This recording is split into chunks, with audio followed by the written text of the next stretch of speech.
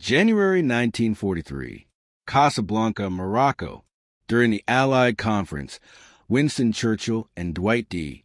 Eisenhower withdraw from the main hall to speak in private. The subject is Sicily, and more specifically, who will be trusted with command once the invasion begins. Churchill sits back, cigar in hand, watching Eisenhower carefully before speaking. "Ike," he says, "this general you're proposing for the central role in Sicily, describe him to me." Eisenhower hesitates. George is not an easy man to summarize.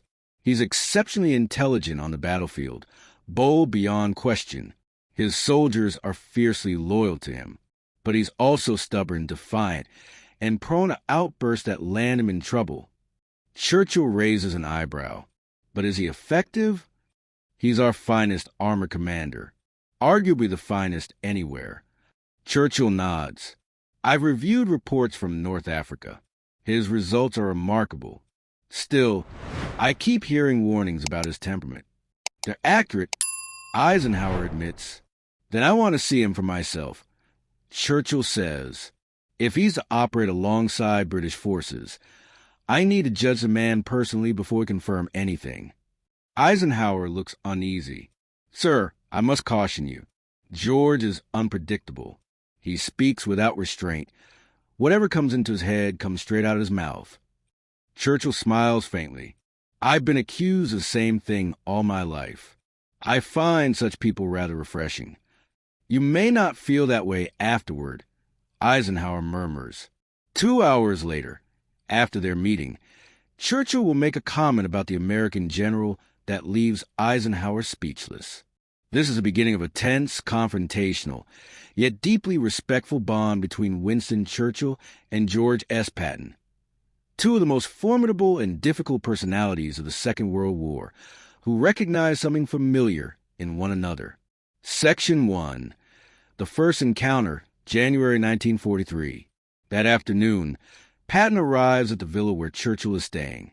He is immaculately dressed in full uniform, metal gleaming, revolvers polished, boots reflecting the light. An aide leads him onto a terrace where Churchill sits with Eisenhower and several British officers. Patton snaps to attention and delivers a crisp salute. General George S. Patton, reporting as ordered, "Sir." Churchill motions toward a chair. "Please, General." "Thank you, sir." As they sit, Churchill studies Patton closely, with the practiced eye of a man who has spent a lifetime assessing character. "I'm told you have a deep interest in military history," Churchill says. "Yes, sir. I believe future victories are built on an understanding of past wars. Alexander the Great, Julius Caesar, Napoleon, which of them speaks to you most?" "Alexander," Patton answers instantly. He understood that speed and audacity could defeat larger forces, and he led from the front, sharing the same danger as his men. Many would argue that such behavior is reckless for a commander. "Those people will be mistaken," Patton replies flatly. Eisenhower stiffens, anticipating offense. Instead, Churchill laughs. That's the voice of a fighting man. "Tell me, General, do you believe our conduct of this war is sound?" The question hangs heavy. Eisenhower shoots Patton a warning glance. Patton ignores it. "No, sir. We're moving too cautiously. We should be striking constantly, on every front. We have the means, and we should apply them. We've been at war since 1939, Churchill counters. Caution was learned through blood. With respect, Patton says, caution costs lives just as recklessness does. Defense hands the initiative to the enemy. Attack denies him control. When you defend, the enemy concentrates and overwhelms you. When you attack, even when you're outnumbered, you decide where the fight happens, and the enemy is forced to respond. Churchill considers this, drawing slowly on a cigar. You understand that what you're proposing runs directly against British doctrine. Yes, sir. That's because British doctrine is mistaken. Eisenhower nearly spills his drink. Several British officers bristle. Churchill, however, beams. Eisenhower, where on earth did you acquire this man? He came that way, sir. Eisenhower replies weakly, "I'm merely aiming at the enemy." Churchill turns back to Patton. "General, you're either a genius or completely unhinged." "I've heard those terms are interchangeable, sir," Patton says. Churchill laughs, loudly and sincerely. "I find I like you, Patton. You remind me of someone." "Who might that be, sir?" "Myself, for decades ago." Section 2. After the meeting.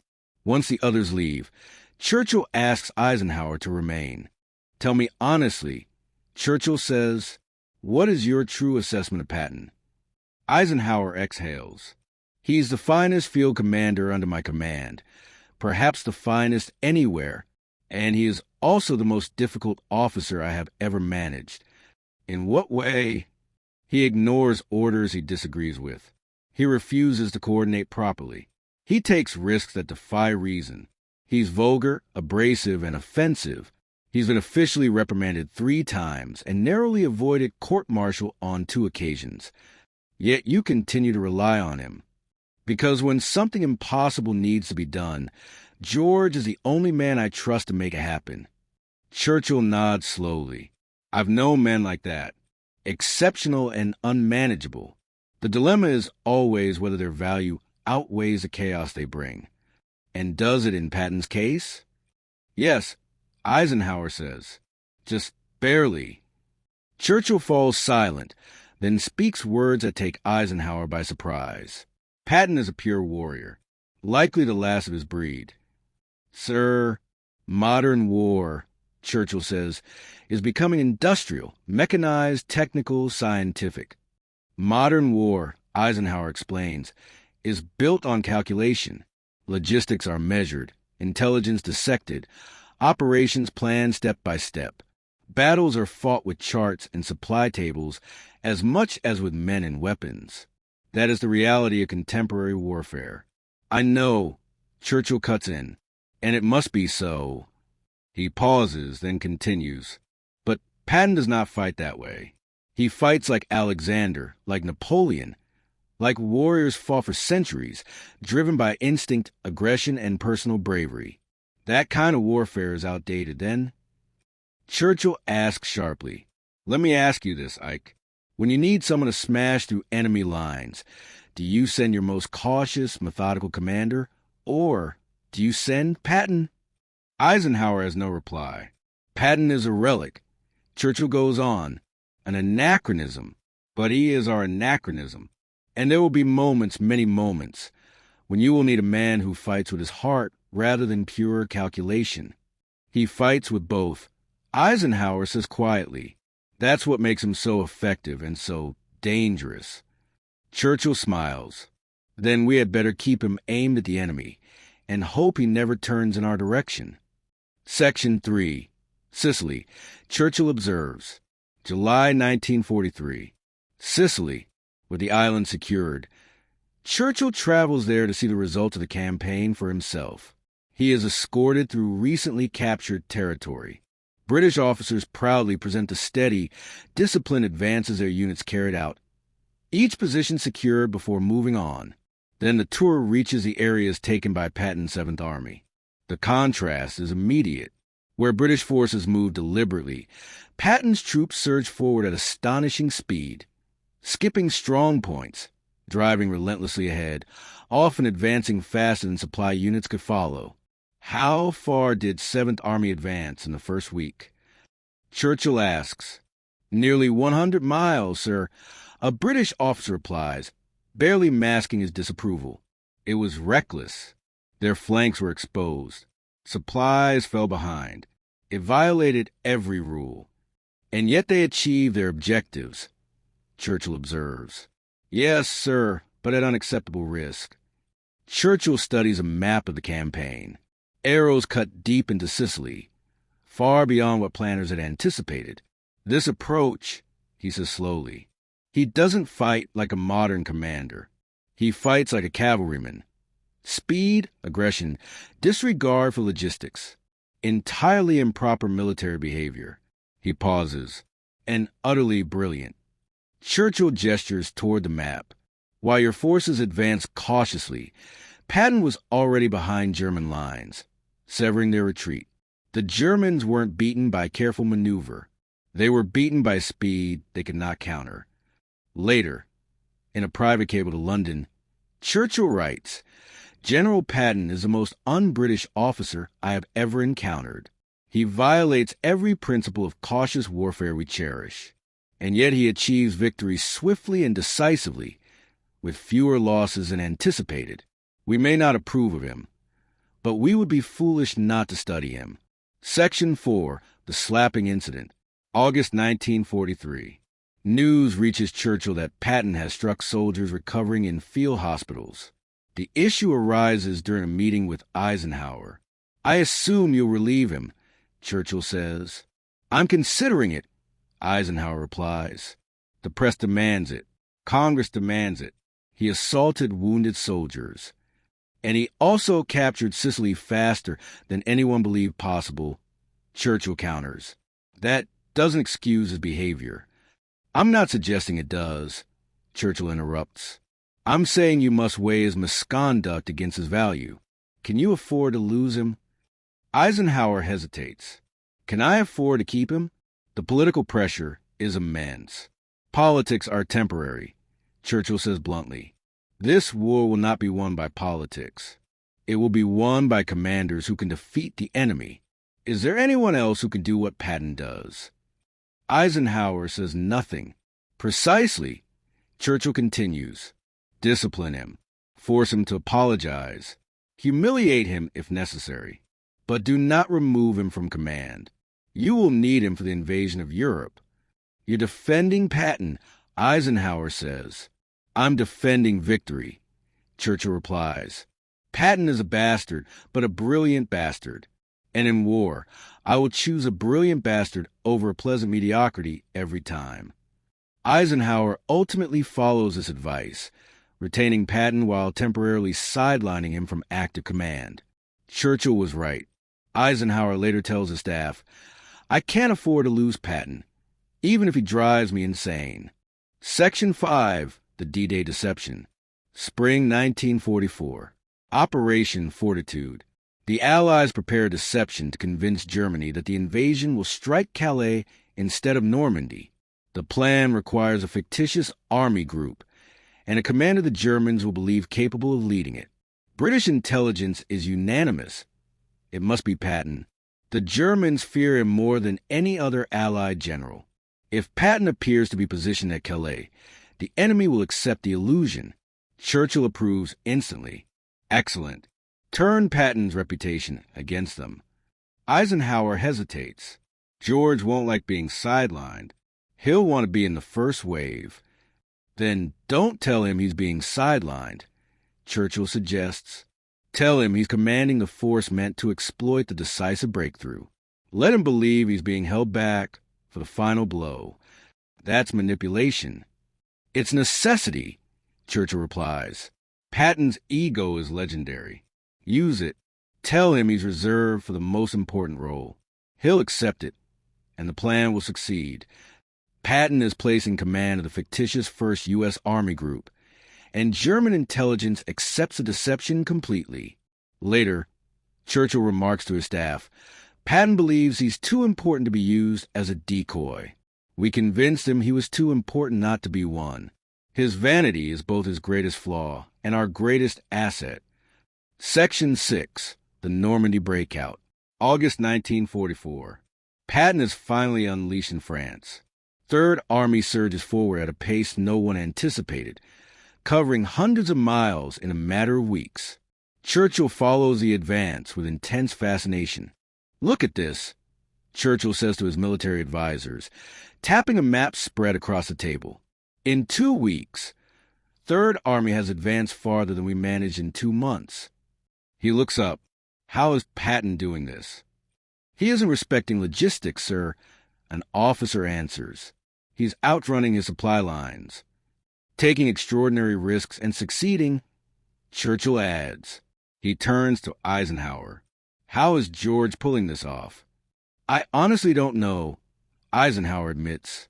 By every accepted rule of warfare, he should have been forced to stop days ago. Yet he keeps moving, finding fuel, capturing German stockpiles, pushing forward. This isn't about logistics, Churchill says after a moment. It's about will. Patton simply refuses to halt. He's driving his army forward through sheer force of personality. That can't last, someone objects. It doesn't need to, Churchill replies. It only has to continue until Germany collapses.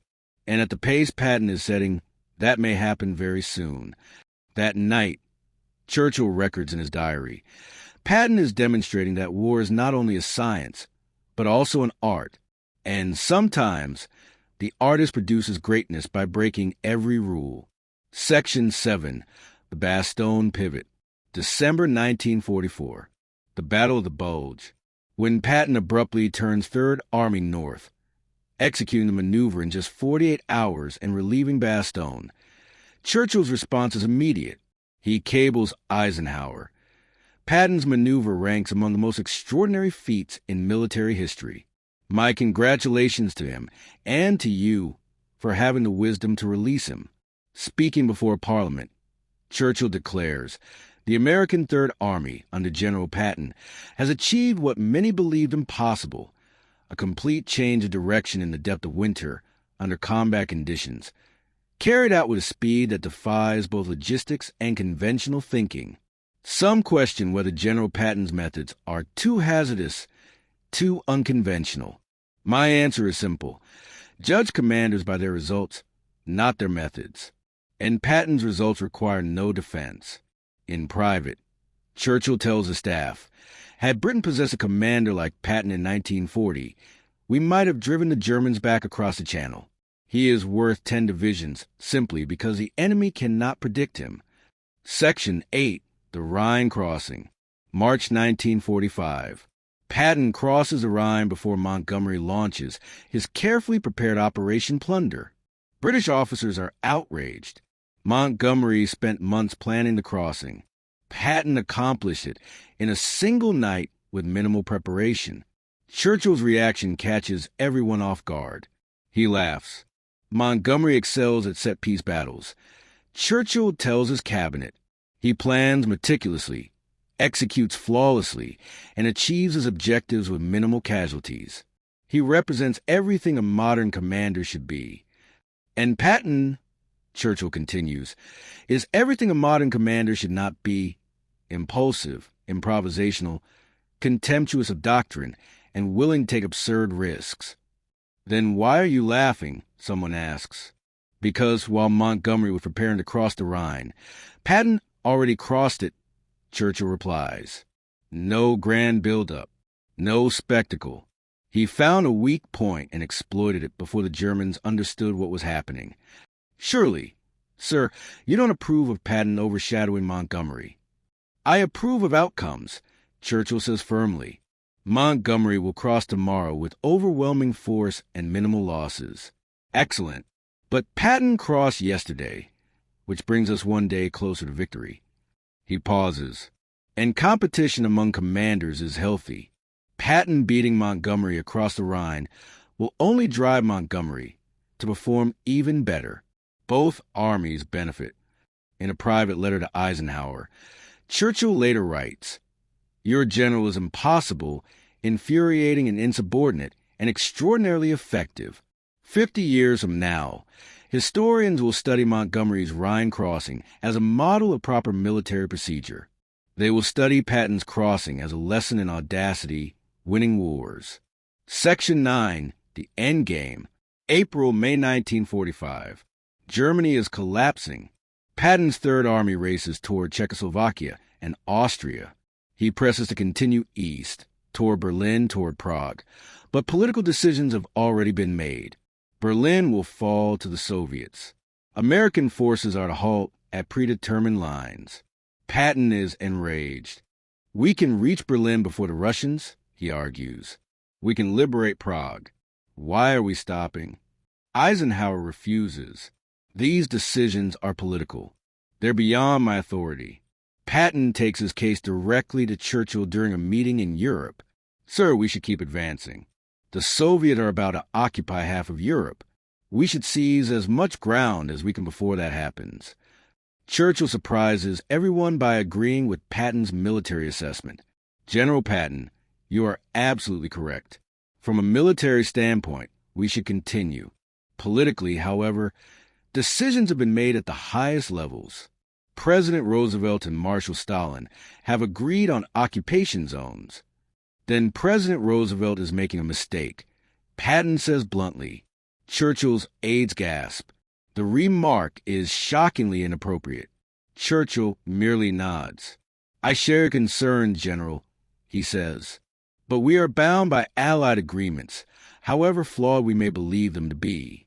After Patton leaves, Churchill tells the staff, Patton understands the coming Cold War more clearly than many politicians.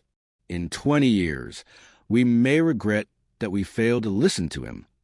Section 10, The Final Meeting. July 1945. Berlin, the Potsdam Conference. Patton is present as part of the American delegation. Churchill represents Britain. One evening, the two meet privately. Well, General, Churchill says, the war in Europe is over. What will you do now? I don't know, Patton admits. I'm a warrior. What does a warrior do when there are no wars left? You can return home, enjoy peace, write your memoirs. I don't want peace, Patton says frankly. I want another war, one where we fight the correct enemy. The Russians? Churchill asks. Yes, sir, they are the real threat now. Germany is finished, but the Soviets are occupying Eastern Europe, building an empire, and we're allowing it. Churchill remains silent for a long moment. You may be right, General, he finally says, but the world is exhausted. America is weary of war. Britain is weary of war. There is no appetite for another conflict. Perhaps not today, Patton replies quietly, but eventually it will come. Churchill studies him carefully. You are a man out of your time, General. You belong to an earlier age, an age when warriors fought for glory and conquest, when courage and honor defined battle. That age is gone. It is fading, he says, voice tinged with sadness. War is becoming industrial, political, ideological. Churchill continues. There is less room for men like you and more room for bureaucrats. I despise bureaucrats, Patton mutters. Churchill chuckles. I know. That is why I've always admired you. They sit in silence. Two difficult men who understand one another, watching the sun dip over a defeated Berlin. Section 11, after Patton's death. December 1945. Patton dies from injuries sustained in a car accident. Churchill is in London when he received the news, and he is visibly shaken. Patton is dead, he says quietly. He turns to his aide. How? Car accident, sir. In Germany. He had been paralyzed for 2 weeks before succumbing. Churchill sits back heavily. Not in battle. No, not on a battlefield. That is wrong. He murmurs to himself. George Patton should have died leading a charge, sword in hand. He deserved a warrior's death.